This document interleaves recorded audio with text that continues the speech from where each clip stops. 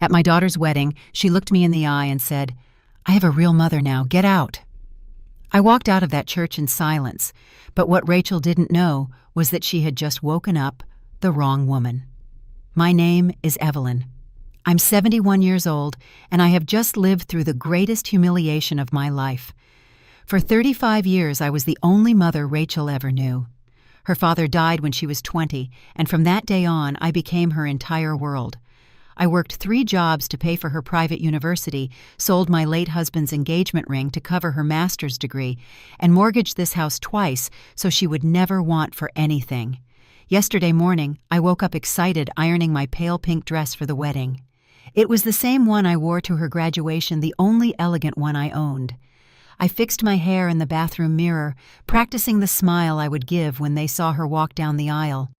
I had saved for a year to give her the pearl earrings that belonged to my mother. But 6 months ago, when Rachel met Victoria Michael's mother, everything changed. Victoria is a high society woman, owner of properties downtown, always dressed like she'd just stepped out of a magazine. From the first day, she looked at me as if I were the maid. What a shame Rachel didn't have a more refined mother figure, she once told me while we were having tea in her mansion. Victoria began to fill my daughter's head with ideas. "A young lady of your standing needs to distance herself from certain elements of her past," she would whisper. "Your future is with us now." I watched as Rachel began to feel ashamed of our humble home, of my hard-working hands, of my accent that betrays my humble origins. The visits became less frequent, the calls shorter. "I'm very busy, Mom," she would tell me. "Victoria is teaching me high society etiquette." Every word was a dagger in my heart, but I kept smiling because I thought things would go back to normal after the wedding. How wrong I was. The ceremony was at the most elegant church in the city. I arrived early with my small bouquet of cheap flowers, looking for my place in the front row. But a man in a suit stopped me. "Excuse me, ma'am, but this section is reserved for the immediate family," he said, pointing to the back. "Your place is in the 15th row." I froze 15 rows back as if I were just any guest, as if I hadn't been the one who rocked her to sleep every night when she had nightmares, who taught her to walk, who worked until my hands bled so she could study. Rachel entered radiant in a white dress that cost more than my 6-month salary. Victoria walked by her side looking like the true mother of the bride. My daughter saw me sitting in the back and didn't even smile at me. Her eyes slid over me as if I were a piece of old furniture. After the ceremony, during the reception, I approached to congratulate her. I had the pearl earrings in my trembling hands. "Rachel, my love, I wanted to give you this. They were your grandmother's." She looked at me with a coldness I had never seen before. Victoria was standing right behind her with that venomous smile. "Mom," Rachel said, but she pronounced the word as if it disgusted her. "I want you to know something." The hall was still filled with music and laughter, but for me the world had stopped. "Victoria has officially adopted me," she continued. "She is going to be my mother from now on, a real mother who can give me the status I deserve." My legs felt weak. "Rachel, I don't understand." "You understand perfectly," she cut me off. "I don't need you anymore." "Victoria has taught me that I can't let my past ruin my future." She leaned into my ear and whispered the words that shattered me. "I have a real mother now. Get out." Tears started rolling down my cheeks, but I didn't say a word. All the guests were watching us. Victoria smiled triumphantly. Michael looked away ashamed, but too cowardly to defend me. I left the earrings on the table and walked towards the exit. No one stopped me. No one followed. 35 years of unconditional love vanished in that moment. That night, I cried until I had no tears left. I sat in my small kitchen, surrounded by all of Rachel's memories. Her elementary school drawings stuck on the refrigerator, the letters she wrote to me as a teenager, the photos of our birthdays celebrated with homemade cakes because we couldn't afford a restaurant. It all seemed like a lie now. The next day, I waited for her call. An apology, an explanation, something. But my phone remained silent. I dialed her number 3 times, but it went straight to voicemail. I wrote her messages that she never answered. "Rachel, please let's talk. I'm your mother." "My love, I don't understand what happened. I love you no matter what you said." Nothing. Absolute silence. A week later, an envelope arrived at my door. It was from a fancy law firm. Inside was a letter that chilled my blood. "Dear Mrs. Evelyn Miller, this letter is to inform you that Miss Rachel Victoria Delacroix has decided to legally change her last name and sever all family ties with you." Delacroix. She had taken Victoria's last name, erasing any trace of me from her identity. The letter continued. "Furthermore, you are hereby informed that all benefits, life insurance policies, and inheritances that might have been yours have been transferred to Mrs. Victoria Delacroix, who now acts as her legal mother. My name had been removed from everything. From the $2 million life insurance policy I had been paying for years, from the emergency fund I had built penny by penny, from the joint savings account where I kept money for our future vacations. I couldn't breathe. Not only had I lost my daughter, I had also lost the $30,000 I had saved in that account. Everything I had spent years putting together was now in Victoria's hands. The days turned into a silent hell. Without the insurance income Rachel used to help me pay, and without the savings from the joint account, I couldn't cover the mortgage. The bank notified me that I had 30 days to catch up, or I would lose the property. The same house where I raised my daughter alone, where every wall held our memories, where I thought I would grow old in peace. I had to pack my few belongings and move into a cheap motel on the outskirts of the city.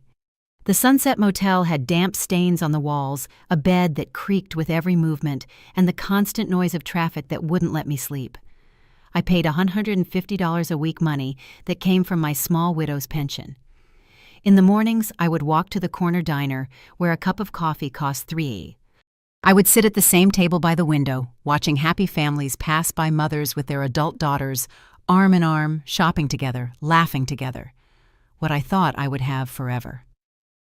One afternoon, desperate to hear Rachel's voice, I went to her new house.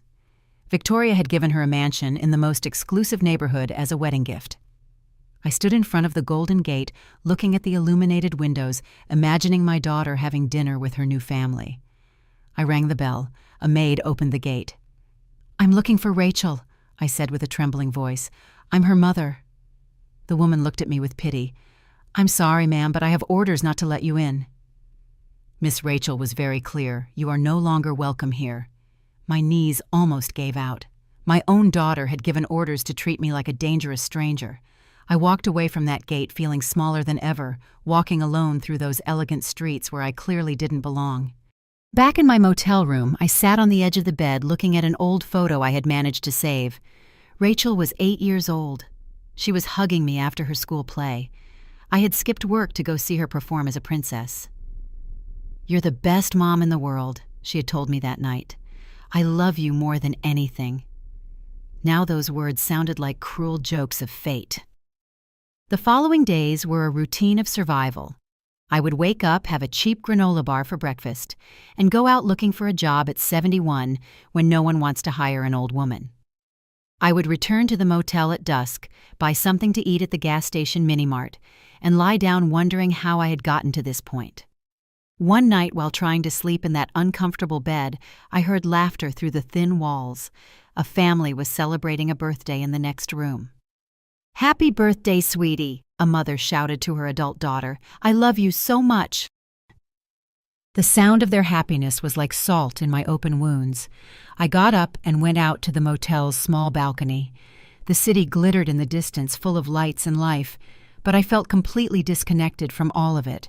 I had given everything for my daughter. I had sacrificed my youth, my comfort, my dreams, and now I was here alone, without money, without a home, without a family. For the first time since the wedding, I felt something other than sadness. A spark of something darker began to grow in my chest. It wasn't just pain, it was a kind of awakening. Rachel and Victoria thought they had destroyed me, that they had taken everything that mattered. But they were wrong. Because there are things they didn't know about me, things I had kept hidden for so many years that I had almost forgotten them myself. The next morning, I decided to do something I hadn't done in decades. I searched through the few things I had managed to save from my house. I had a small suitcase with important documents, photos, and some old papers I had never bothered to review completely. I sat on the floor of the motel room and spread everything out on the stained carpet. There was my marriage certificate yellowed with time, mine and Rachel's birth certificates, the deeds to the house I had just lost, and at the bottom of it all, wrapped in a plastic bag that had already turned brittle, I found something that made me stop cold. It was a thick envelope with a notary's seal. I had saved it when my husband died 15 years ago, but in the midst of the grief of widowhood and the desperation of raising Rachel alone, I had never fully opened it. I had only read the first page, which talked about his life insurance and some minor belongings. I thought there was nothing else important in there. With trembling hands, I opened the envelope and took out all the documents. There were pages and pages I had never seen. My husband had been a discreet man, never talking about money or property. I knew he worked in real estate, but I always thought he was just another employee, not someone important. As I read, my heart began to beat faster. Last will and testament of Robert Miller. The first page mentioned the life insurance I already knew about, but as I continued reading, things appeared that left me breathless.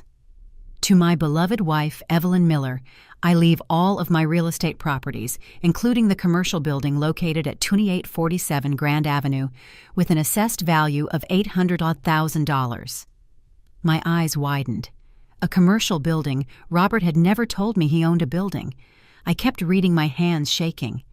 Undeveloped land of 5,000 square meters in the Palisades residential area with an assessed value of $1,200,000. The Palisades. That was exactly the neighborhood where Victoria had her mansion, where Rachel now lived. But it didn't end there. Luxury apartment in the Emerald Tower, 23rd floor, valued at $900,000, fully paid. There were more properties listed, commercial spaces, land, even shares in companies I didn't recognize. The total value exceeded $4,000. I was paralyzed. For 15 years I had lived in poverty, working as a cleaner, selling my belongings to give Rachel what she needed while I was a millionaire without knowing it. Robert had left everything in my name, but I had never claimed the inheritance because I didn't know it existed. There was a personal note from Robert at the end. My dearest Evelyn, if you're reading this, it's because I'm no longer with you. I worked my whole life buying properties under shell companies to protect our family. Everything is in your name now. I used the pseudonym Eleanor Vance on the legal documents to maintain privacy. The lawyer Ernest Miller has all the details.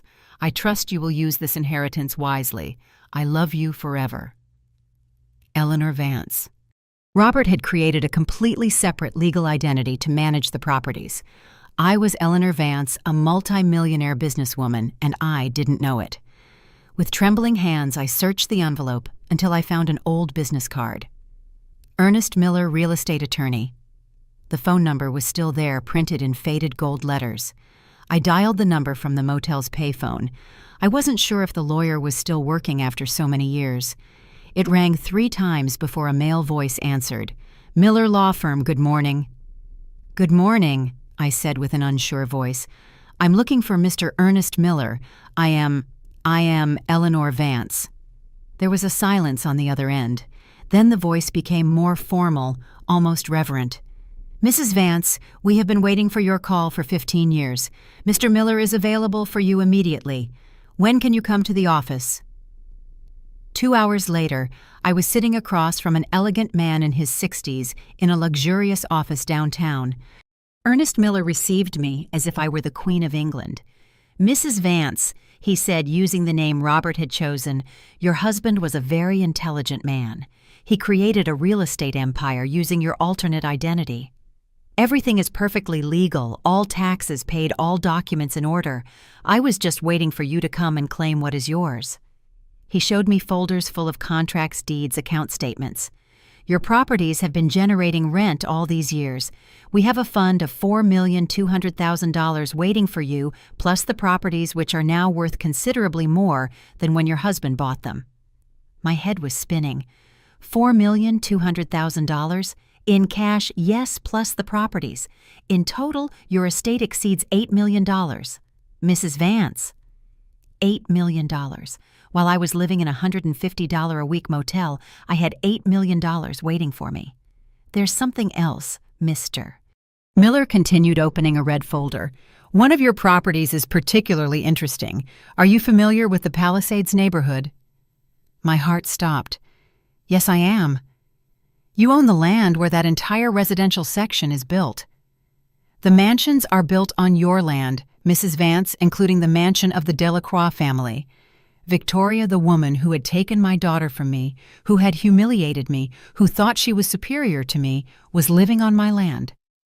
The lease agreements are about to expire, the lawyer continued. As the owner, you have the right to renew the contracts or not to renew them. A slow smile began to form on my lips. For the first time in weeks, I felt something like hope. But it wasn't exactly hope I was feeling. It was something more powerful. Mrs. Vance, the lawyer said, what do you wish to do with your properties? I looked out the window at the city stretching before us. Somewhere out there, Victoria was having tea on her terrace, believing she had won. Rachel was playing the part of a rich woman's daughter, ashamed of her true origins. They both thought they had destroyed me. I want to take back everything, I said with a firm voice. Every penny, every property, every right that belongs to me. And I want to do it quietly. Quietly, ma'am. Yes, I replied, feeling for the first time in weeks that I had control over my life. They are going to find out who I really am, but only when it's too late to do anything about it. Ernest smiled. It was clear he had been waiting for this moment as much as I had, without knowing it. It will be a pleasure to help you, Mrs. Eleanor Vance. The following days were the strangest of my life. In the morning, I was still Evelyn, the abandoned woman, living in a cheap motel. But in the afternoons, I transformed into Eleanor Vance, a multimillionaire businesswoman, beginning to move pieces on a board no one else could see. Ernest got me a new bank account under my legal identity of Eleanor. When I saw the account statement for the first time, I had to sit down. $4,200,000 in real numbers on my screen immediately available. More money than I had seen in my entire life. The first thing I did was move, but not to a mansion. That would have been too obvious. I rented a discreet middle-class apartment, comfortable but not flashy. I needed to remain invisible while I studied my enemies. Ernest brought me a whole file on the Delacroix family. Victoria wasn't as rich as she appeared. Her fortune was built on loans and appearances. The mansion where she lived had an $800,000 mortgage, and the land, my land, cost her $50,000 a year in rent. But there was something more interesting. She had significant debts with several banks, and her import company had been in the red for 2 years. Mrs. Delacroix is living on credit, Ernest explained. Her expensive lifestyle doesn't match her real income. She's maintaining a very costly facade. Perfect. A woman who lives on appearances has a lot to lose. Meanwhile, I began to watch them from the shadows. Every afternoon, I would sit in different cafes near the boutique where Victoria took Rachel shopping. I saw them enter with bags from expensive stores, laughing, acting like the perfect mother and daughter we never were. One afternoon, I followed her to the most exclusive beauty salon in the city. They were getting manicures together, talking about their upcoming vacation in Europe. Rachel looked different, more put together, more sophisticated, but also emptier. She no longer had that genuine laugh I remembered from when she was young. Now she laughed like Victoria, with a calculated elegance that sounded fake. "You know what, Mother," I heard Rachel say to Victoria. "Mother." The word pierced me like a knife. "Sometimes I don't even remember what my life was like before. It's like I woke up from a nightmare." Victoria smiled with satisfaction. "That's how it should be, dear. The past is just that. Past. What's important is the future we're building together." I stood there invisible to them, listening as they reduced 35 years of my life to a nightmare they preferred to forget. That night I called Ernest. "I want you to investigate all of the Delacroix family's contracts, mortgages, loans, debts, everything." "For what purpose, Mrs. Vance?" "I want to know exactly how much money they owe, who they owe it to, and when their payments are due." A week later, I had the complete information. Victoria owed $300,000 on credit cards, the mortgage on her mansion was 3 months behind, and her company had a $500,000 loan due in 2 months. Not to mention the $50,000 a year she owed me for the land, which she hadn't paid in 6 months. "There's more," Ernest told me with a smile. "The building where she has her import company is also yours, Mrs. Vance. She's paying rent for a place you own." The irony was delicious. Victoria had been paying me without knowing it for years. "Ernest, I want you to do something for me," I told him. "I want to buy all her debts. All of them. Every single one. Talk to the banks, the credit card companies, everyone who has lent her money. I want to own every penny she owes." Ernest looked at me with admiration. "Mrs. Vance, that would make you Victoria Delacroix's sole creditor. You would have absolute power over her financial situation." "Exactly." Over the next few days, Ernest worked like a financial wizard. One by one, he bought all of Victoria's debts. The banks were happy to sell off problematic loans at a discount. In total, I spent $900,000 to acquire debts totaling $1,400,000. Now, Victoria owed all her money to me, though she didn't know it yet. While this was happening, I also investigated Michael Rachel's husband. He was a weak man, dominated by both his mother and his new wife. He worked at a consulting firm that paid well, but not extraordinarily so. His salary couldn't sustain the lifestyle Victoria had imposed on the family. One afternoon, while having coffee near his office, I saw him leaving work. He looked stressed, wearing an expression of worry I hadn't noticed on the wedding day. I followed him to a bar where he met an older man. "I don't know what we're going to do, Dad," he was telling his father. "Mom is spending money we don't have.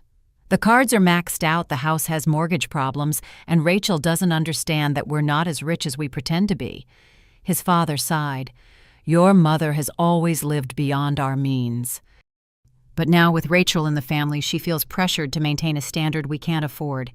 The worst part is that Rachel abandoned her real mother for this," Michael continued. "And now she's asking us to buy her a luxury car because all the wives at her level have one. She doesn't know we can barely pay the bills." Michael had a conscience. He knew what they had done was wrong, but he was too cowardly to confront the women in his family. That night in my new apartment, I sat in front of the mirror. I was no longer the broken woman who had walked out of that wedding a month ago. My posture was different, my gaze firmer. I had recovered something I thought I had lost forever. My dignity. I picked up my phone and dialed Ernest's number. "Mrs. Vance, how can I help you?" "It's time for Victoria to know who her creditor really is," I told him. "Schedule a meeting with her for tomorrow. Tell her that Eleanor Vance, her new primary creditor, wants to discuss the payment terms of her debts." "Do you want me to reveal your identity?" "Not yet," I replied, feeling a cold smile form on my lips. "I want her to think Eleanor Vance is just another businesswoman. Let her beg first. Let her feel what it's like when someone more powerful controls your destiny." "Understood, Mrs. Vance." I hung up the phone and stared at the city out the window. Tomorrow, the real game would begin. Victoria Delacroix was about to learn about real power, not the kind bought with appearances, but the kind built with patience and intelligence. And she had no idea what was coming for her. The meeting was scheduled for 3 p.m. at Ernest's office. I arrived an hour early and positioned myself in the adjoining conference room, where I could hear everything through the thin wall but remain invisible. Ernest had installed a small microphone so I wouldn't miss a word. At exactly 3 o'clock, I heard Victoria's heels echoing in the marble hallway. Her voice came through clear and arrogant. "I hope this doesn't take long. I have a spa appointment at 4. "Good afternoon, Mrs. Delacroix," I heard Ernest's professional voice. "Please have a seat. We have much to discuss." "Look, Mr. Miller," Victoria began with that condescending tone I knew so well. "I don't know what kind of misunderstanding there is, but I don't owe any money to some Eleanor Vance. My financial affairs are perfectly in order." Ernest cleared his throat. "I'm afraid there's an error in your information, Mrs. Delacroix. Mrs. Eleanor Vance has acquired all of your debts. Your mortgage with National Bank, your credit cards with Chase and American Express, your company's business loan with Santander, and of course the overdue rent on the land where your residence is built." There was a silence that lasted several seconds. When Victoria spoke again, her voice had lost all its previous arrogance.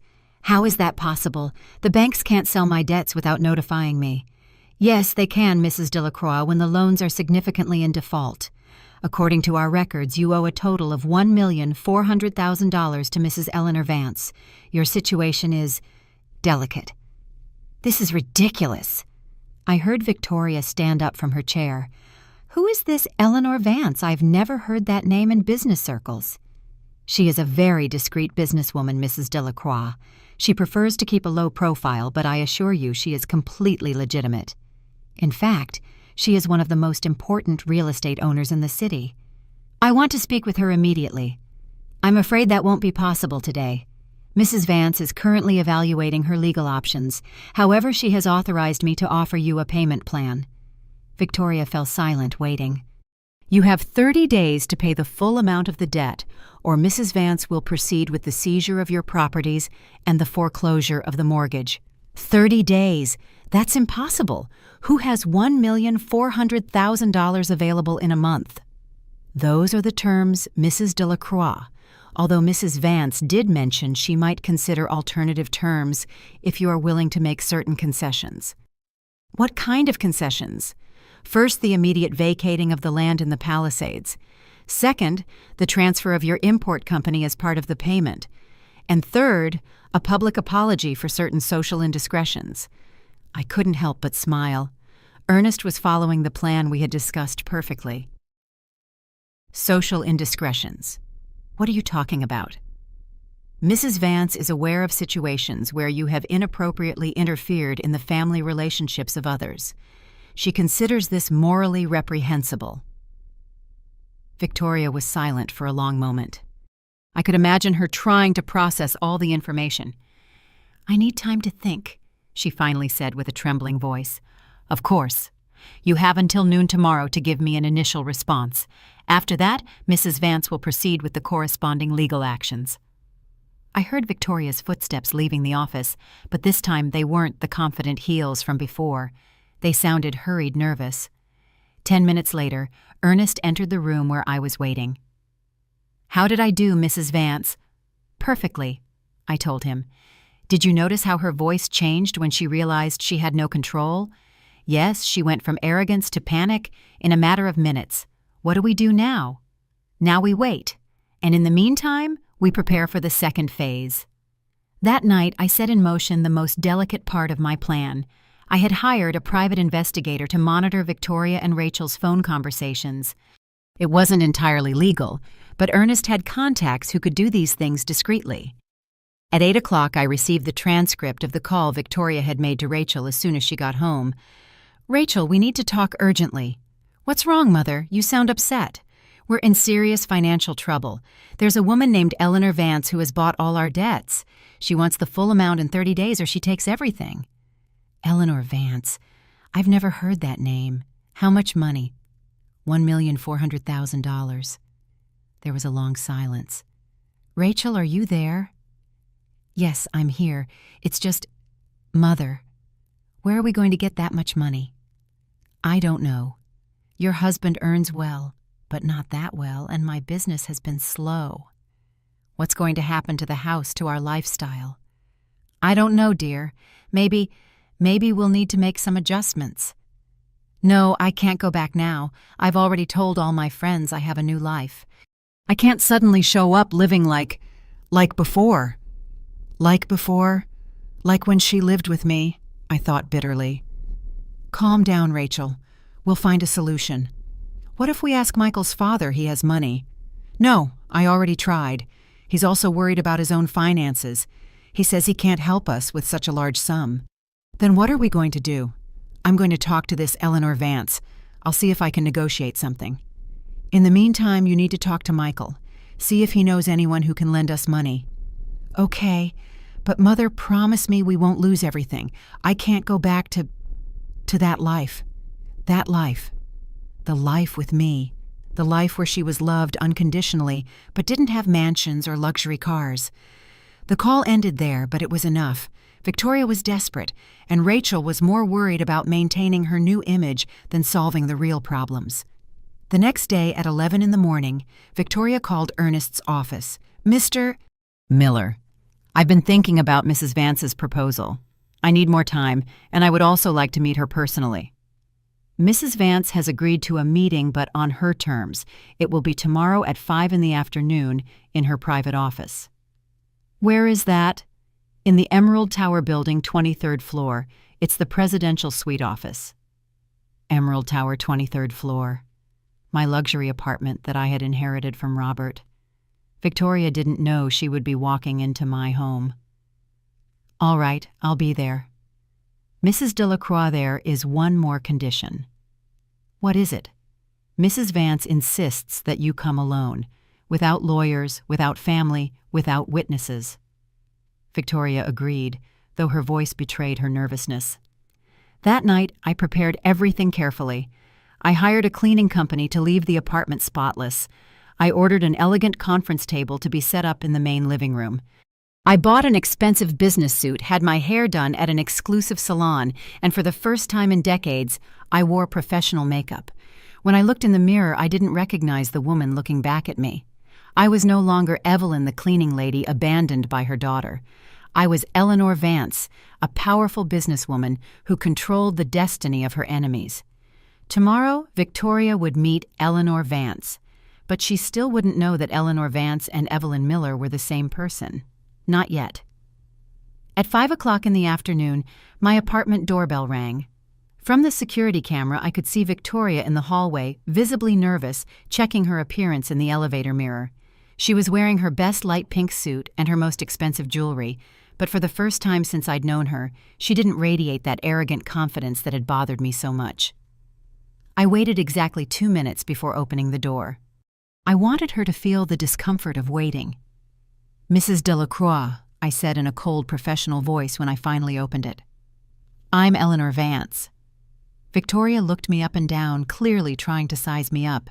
I had changed my appearance so much that it was impossible for her to recognize me. My hair was styled completely differently. I was wearing designer glasses, professional makeup, and a business suit that cost more than I used to earn in 3 months as a cleaner. "A pleasure, Mrs. Vance," she replied with a forced smile. "Thank you for seeing me." "Please come in." I led her to the main living room, where I had set everything up like a real executive boardroom. Victoria looked around with obvious admiration. The apartment was elegant but not ostentatious, exactly the image I wanted to project. "Please have a seat," I said, pointing to a chair across the table. I sat on the other side, maintaining distance and power. "Mrs.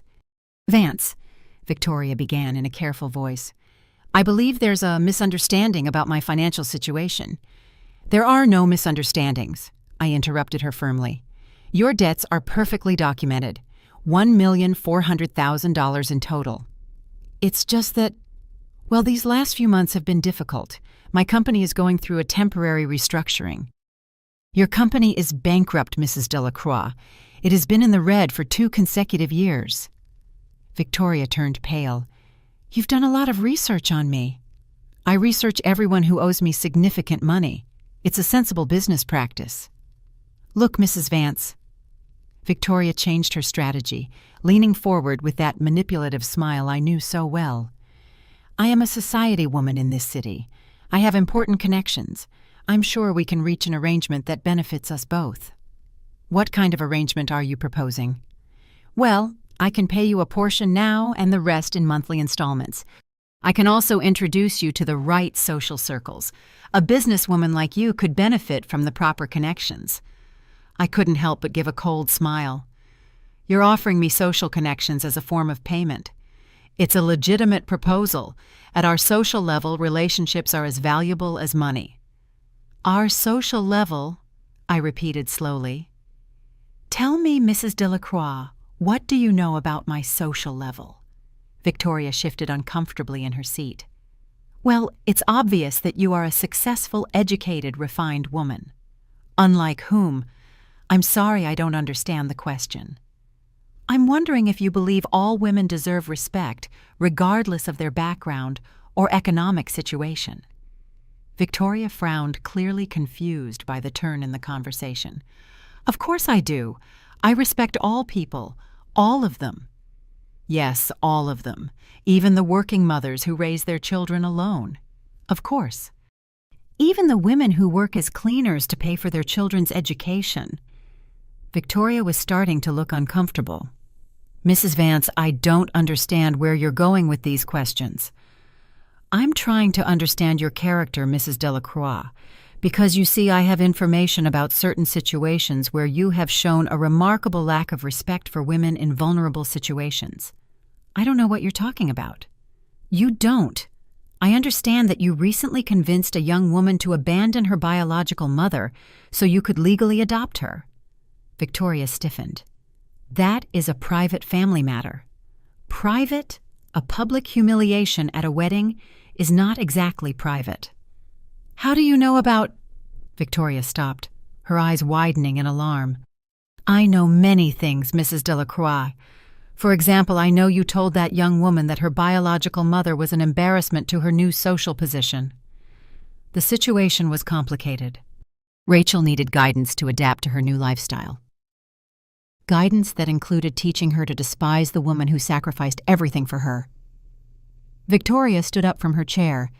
"Mrs. Vance, I don't understand why you're so interested in my family affairs, but this is not relevant to my financial situation." "Sit down," I said with a voice of steel. "We're not finished." Victoria hesitated for a moment, but finally sat back down. I could see the fear growing in her eyes. "The relevance, Mrs. Delacroix, is that I don't do business with people who lack moral integrity." "I have moral integrity. Yes. Tell me, how did you feel when you saw that mother walk alone out of the church after her daughter publicly rejected her?" Victoria was silent. "Did it give you satisfaction to see a 70-year-old woman humiliated like that?" "I didn't. That wasn't my intention." "Not your intention. You planned all of it carefully. You convinced Rachel to legally change her last name to transfer all her savings and life insurance to treat her like a stranger." "How do you know all these details?" Victoria was clearly scared now. "Because that woman," I said slowly, rising from my chair, "was me." Victoria froze completely. Her eyes went wide, her mouth fell open, and all the color drained from her face. "No, that's not possible. I am Evelyn Miller Victoria, Rachel's mother, the woman whose daughter you stole, the woman you humiliated in public, the cleaning lady you considered so inferior to you." Victoria stood up so quickly that her chair tipped over backward. "This is impossible. You're Eleanor Vance, a successful businesswoman." "I am both," I said calmly. "Eleanor Vance is my legal business identity, the name my late husband created to protect our properties. Evelyn Miller is the one who raised the daughter you took from me." "No, it can't be. For 15 years I lived in poverty without knowing I was a millionaire. I worked as a cleaner while owning multi-million-dollar properties. But now I know everything, Victoria. And now I have the power." Victoria started backing away as if she wanted to flee. "You're crazy. This is a conspiracy." "A conspiracy? No, Victoria. This is justice. Rachel will never believe you. She's happy with her new life." "Happy?" I took a step toward her. "Do you know what I heard yesterday in a phone conversation between you two? She was terrified of going back to that life, the life with me, as if being loved unconditionally was something shameful." "You can't prove anything." "I can't." I took a folder from the table. "Here are all the deeds to the properties where you live, all the lease agreements you've been violating, all the documents that prove Eleanor Vance and Evelyn Miller are the same person." Victoria looked at the folder as if it were a venomous snake. "You thought you had won," I continued in a calm voice. "You thought you had destroyed a poor, helpless woman. But what you really did was awaken a powerful woman who had been dormant for 15 years. What do you want from me?" "I want you to feel exactly what I felt. I want you to experience loss, humiliation, abandonment." Victoria started to cry. "Please don't do this. Can I give Rachel back?" "Give back." I looked at her with contempt. Rachel is not a piece of property to be returned. She is my daughter, and she will have to decide for herself who she really is. What are you going to do to us? I smiled, but it wasn't a kind smile. Tomorrow, Victoria Delacroix, you are going to learn what it means to lose everything. Victoria left my apartment completely shattered. From the window, I watched her walk to her car as if she were a frail old woman, not the arrogant woman who had walked in an hour before. Her hands trembled so much that it took her several tries to open the car door. I didn't sleep that night, not because of nervousness, but because of anticipation. For weeks I had been the victim, the abandoned woman, the rejected mother. Now it was time for them to feel what it's like when the world crumbles beneath your feet. At 8 in the morning, I called Ernest. It's time to execute Phase 2. What are your instructions, Mrs. Vance? I want you to immediately begin the eviction process for the land in the Palisades. Send the legal notices this morning. They have 72 hours to vacate the property and the building where her company is located. I also want the entire Delacroix family to understand that they have nowhere left to hide. Anything else? Yes, contact all the luxury service providers they use, the country club, the spa, the boutiques where they have credit. I want them to know that Eleanor Vance no longer authorizes any charges in the name of Victoria Delacroix. Understood. And if they try to contact you, let them find that Eleanor Vance is nowhere to be found. Officially, Eleanor Vance has become invisible. 2 hours later, the chaos began. My private investigator kept me informed of everything that was happening through the wiretaps. The first call was from Victoria to Rachel at 10:30 in the morning. Rachel, I need you to come home immediately. We have an emergency. What kind of emergency? I'm at the beauty salon.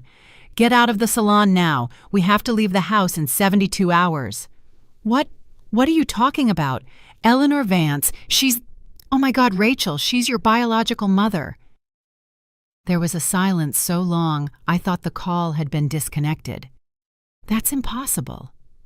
It's not impossible. I met with her yesterday. Eleanor Vance is Evelyn Miller. Your real mother owns everything. Our house, my company, our debts, everything. It can't be. My mother was a poor cleaning lady. A multi-millionaire cleaning lady. She's been playing with us this whole time. Are you sure? Completely sure, yes. She showed me all the documents. We're tenants on her property, Rachel. We've always been tenants on her property. This time the silence was even longer. Rachel, are you there? Yes. Yes, I'm here. It's just... Mother, if this is true... What? If this is true, then I did something terrible. Something unforgivable. Don't say that. You did what was right for your future. What was right? I abandoned my mother at her own daughter's wedding. I humiliated her publicly. I took all her savings. That was your decision, not mine. It was your idea. You convinced me she was an embarrassment to me. I was only guiding you towards a better life. A better life. A life built on lies and humiliation. Do you know what this means, Victoria? It means my real mother had money the whole time. It means I never needed to abandon her to have a comfortable life. It means I hurt her for nothing. Victoria didn't know how to respond to that. I'm on my way now, Rachel continued, her voice breaking. We need to talk about this. An hour later, another call came, this time from Michael to his father. Dad, I need to tell you something incredible. Remember Rachel's mother, the one we abandoned at the wedding? Yes, that whole thing that always seemed cruel to me. It turns out she's a millionaire. She owns the land we live on, the building where Mom has her company, and all of our debts. What are you saying? That we've been living on the property of the woman we publicly humiliated, and now she's kicking us out? Michael, that can't be true. It's true, Dad. Mom just confessed everything. She said she met with her yesterday and that Eleanor Vance is actually Evelyn Miller. My God, and what are you going to do now? I don't know. Rachel is completely devastated. She says she needs to find her real mother and ask for forgiveness. Maybe that's the right thing to do. Yes, I think so. But Mom is furious. She says Rachel is being emotionally manipulated. At 2 in the afternoon, my phone rang. It was a number I didn't recognize. Eleanor Vance speaking. It was Rachel's voice, but it sounded completely different. Broken, vulnerable, like the little girl I remembered. "Who is this?" It's Rachel. Rachel Miller." She had started using my last name again. Could we talk?" "About what?" "About everything. About what I did. About who you really are.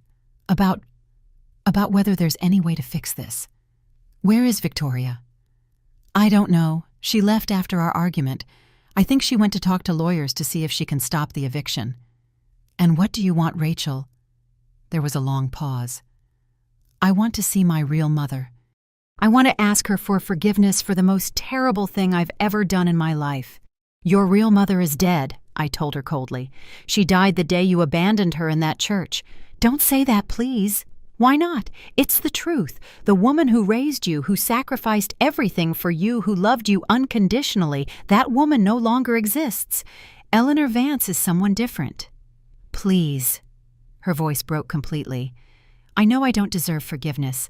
I know what I did was unforgivable, but I need to try to fix it." "How do you plan to fix 35 years of love that you destroyed in 5 minutes?" "I don't know," she cried. "I don't know, but I have to try." I listened to her cry for several minutes. A part of me, the part that was still Evelyn, wanted to comfort her, but Eleanor Vance was stronger. "Tonight," I finally said, "at 8 in the park, where we used to go when you were little, the one by the lake. You'll come. Someone will come," I replied. "Whether that person is your mother or Eleanor Vance will depend on what you have to say." I hung up the phone and stared out the window. The game was reaching its climax. Victoria had lost all her power. Rachel had woken up to reality, and I had to decide if I wanted complete revenge or if there was anything left of the mother I had once been. That afternoon, as I prepared for the meeting, I received one last call from my investigator. "Mrs. Vance Victoria Delacroix just arrived at National Bank. She's trying to get an emergency loan using properties that no longer belong to her as collateral." "Did they give her the loan?" "No. When they verified the ownership of the assets, they discovered everything is in the name of Eleanor Vance. They threw her out of the bank." "Where is she now?" "In her car in the bank's parking lot. She's been crying for 20 minutes. For the first time in weeks, I felt no satisfaction hearing about Victoria's suffering. I felt empty, as if revenge wasn't as sweet as I had imagined. It was time to face my daughter. I arrived at the park half an hour before the meeting. It was the same place I used to take Rachel when she was a little girl, where I taught her to ride a bike, where we celebrated her birthdays when we didn't have money for big parties. The memories hit me like waves. Her laughter as I pushed her on the swings, her tears when she scraped her knees, her spontaneous hugs when she told me I was the best mom in the world. I sat on the same bench where we used to feed the ducks. The lake reflected the city lights, creating an atmosphere that would have been romantic if it wasn't so heavy with pain. At exactly 8 o'clock, I saw a figure walking slowly down the path. It was Rachel, but she looked completely different from how I had seen her in recent months. She wasn't wearing her elegant clothes or her expensive jewelry. She wore simple jeans and a white blouse, just like she used to when she lived with me. Her hair was pulled back in a simple ponytail, without the sophisticated hairstyle Victoria had imposed on her. She approached the bench slowly, as if she were afraid I would disappear. Her eyes were red and swollen from crying. "Mom," she said in a small voice, using the word she had so cruelly rejected weeks ago. I didn't answer immediately. I looked at her for a long moment, studying her face. I could see the little girl she had been, but also the woman who had chosen to hurt me. "Sit down," I finally said. She sat at the opposite end of the bench, keeping her distance. Neither of us spoke for several minutes. We just listened to the sound of the water and the distant traffic. "I don't know where to start," she finally murmured. "Start by explaining to me how it's possible for my own daughter to look me in the eye and tell me she didn't need me anymore." Rachel began to cry silently. I didn't want to hurt you. Victoria had been filling my head with ideas for months." "What kind of ideas?" "She told me that to truly belong to high society, I needed to detach myself from my humble past, that the wives of successful men couldn't have mothers who worked as cleaners." And you believed her?" "Yes," she whispered. "I believed her because I wanted to believe her, because I was dazzled by everything she was offering me." "What was she offering you that I hadn't already given you? Status, money, social respect."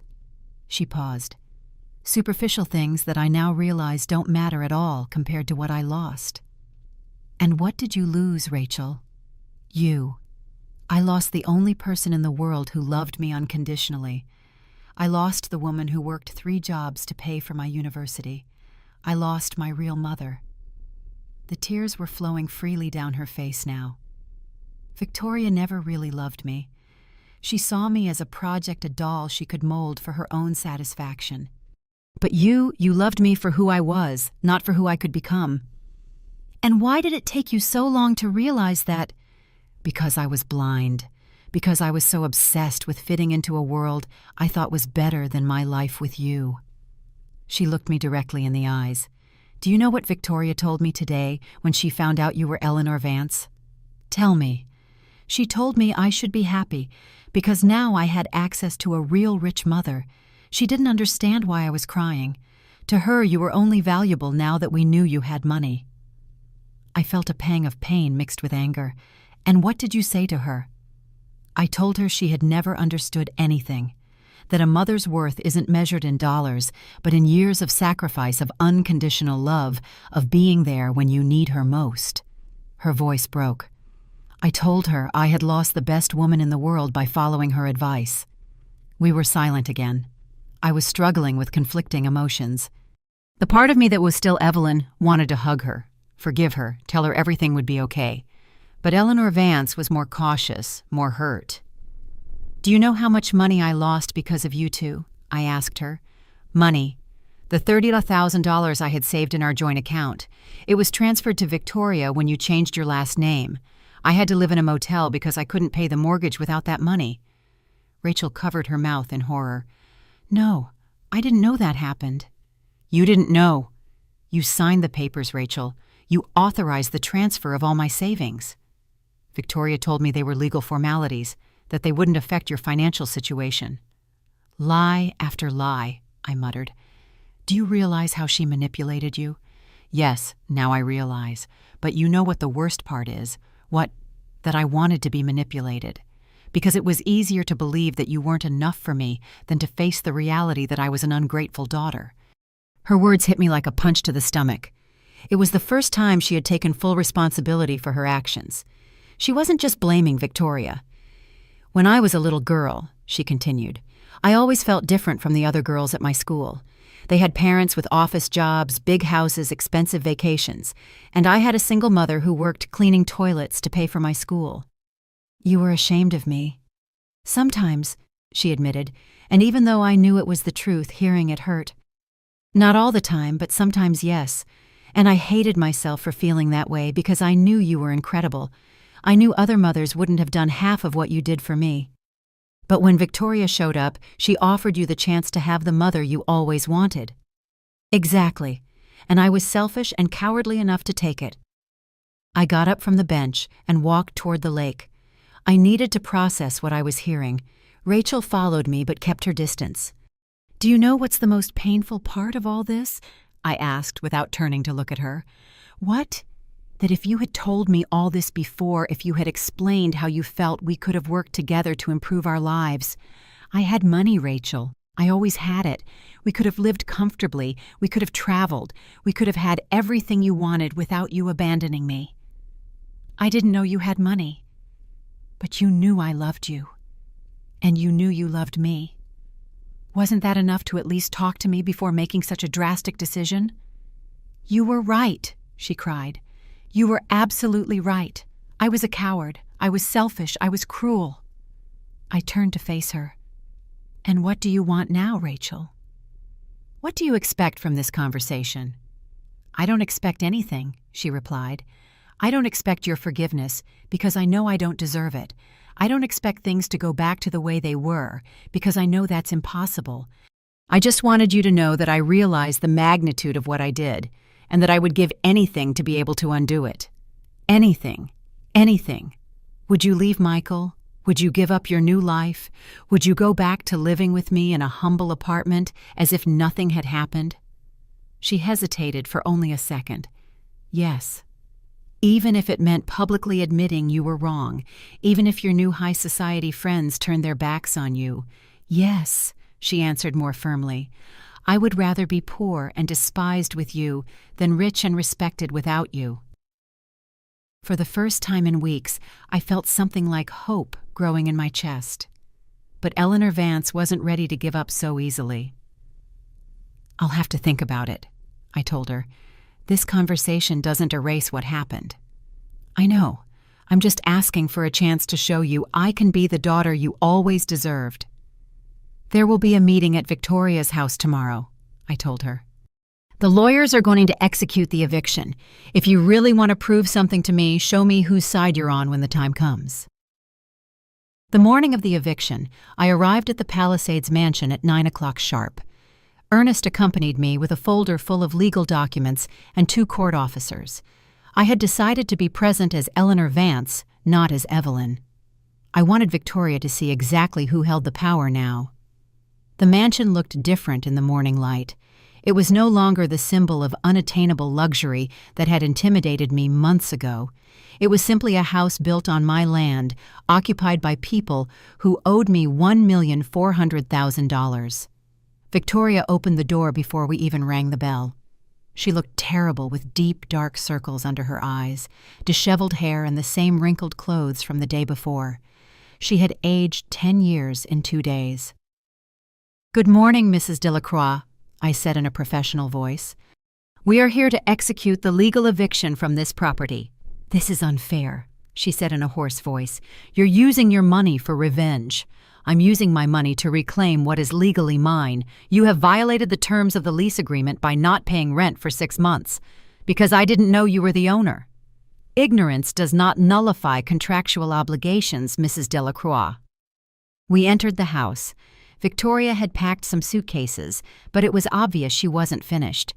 Most of the furniture and decorations were still in place. "Where is Rachel?" I asked. "I don't know. She left last night after our fight and hasn't come back." "What fight?" Victoria looked at me with resentment. "She says she wants to go back to you, that this life isn't worth it if it means losing her real mother. I told her she was being emotionally manipulated, but she wouldn't listen." "Emotionally manipulated the way you manipulated her. I gave her opportunities you never could have given her." "With what money, Victoria? Your company is bankrupt. Your credit cards are maxed out. Your mortgage is in default. Everything you gave Rachel was built on debts you couldn't pay." "That's temporary. Businesses have their ups and downs." "No, Victoria. Businesses require planning, honesty, and hard work, things you apparently don't understand." One of the court officers approached. "Mrs. Vance, would you like us to proceed with the inventory of seizable assets?" "Yes, please proceed." Victoria collapsed onto an expensive sofa that would soon no longer be hers. "What do you want from me? You want to see me on the street with nothing." I sat across from her, maintaining my businesslike composure. "I want you to understand what it feels like to lose everything you think is important." "I already understand. I've lost my house, my company, my social status." "You haven't lost the most important thing." "What? You haven't lost your son." Victoria looked at me confused. "Michael! Michael is still your son. He still loves you despite everything. I lost my daughter because of your manipulations. Rachel can go back to you whenever she wants. Can she? The damage is already done. Victoria, you taught her to despise me, to be ashamed of me, to see me as an obstacle to her happiness. Those lessons are not easily forgotten." Victoria was silent for a moment. "What do I have to do to make this stop?" "Nothing. This isn't about what you do now. It's about what you've already done." At that moment, we heard a car pull into the driveway. Through the window, I saw Rachel getting out of a taxi. She was carrying a small suitcase and looked determined. She walked through the front door without ringing the bell. Seeing me sitting in the living room, she came straight toward me. "Mrs. Eleanor Vance," she said formally, and then turned to Victoria. "Victoria, I've come to get my things. I'm leaving this house." "What are you doing?" Victoria stood up alarmed. What I should have done months ago, choosing my real family. She's manipulating you. She's using her money to control you. Rachel looked at her with a calmness I hadn't seen in her before. My money. Victoria, my mother never needed to use her money to control me. She controlled me for 35 years with something much more powerful. Unconditional love. You're making a mistake.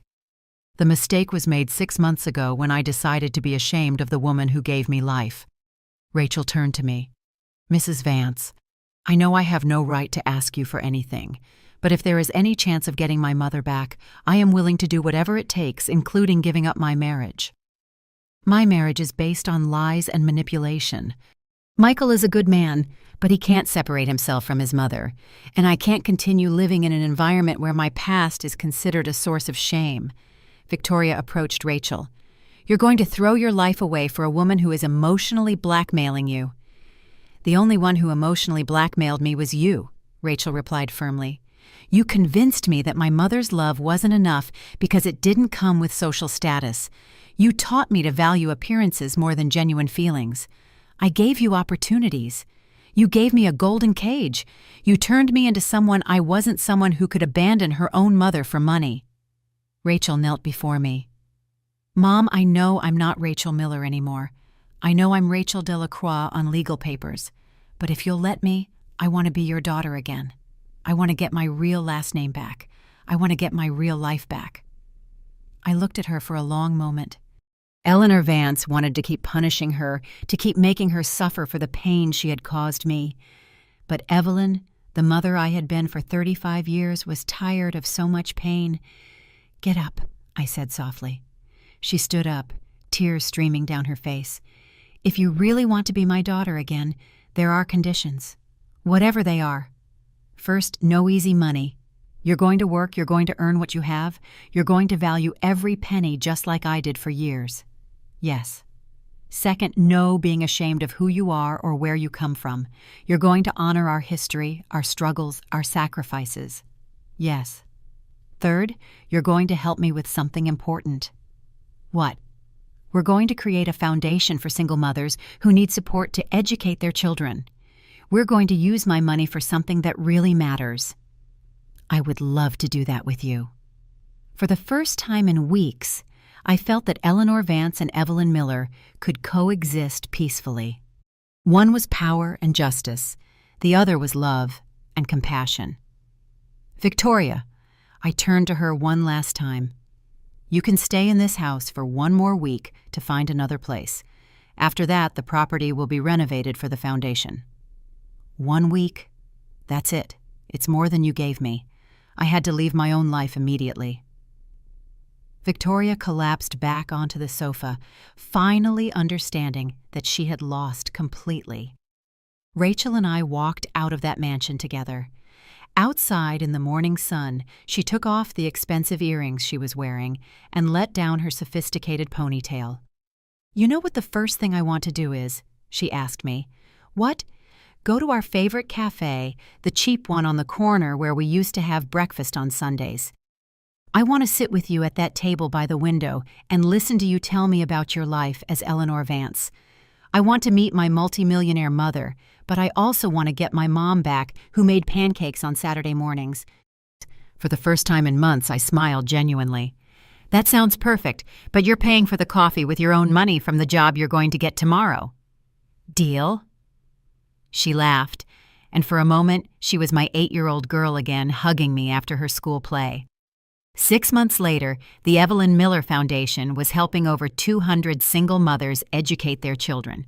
Rachel worked there as a coordinator, earning a modest but honest salary.